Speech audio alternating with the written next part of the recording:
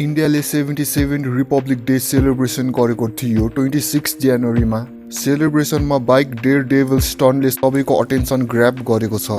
सोल्डर्सको ग्रुपले दामी motorcycle stunt गरेको थियो जुन अडियन्सहरूले कहिले नबिर्सिने मोमेन्ट थियो।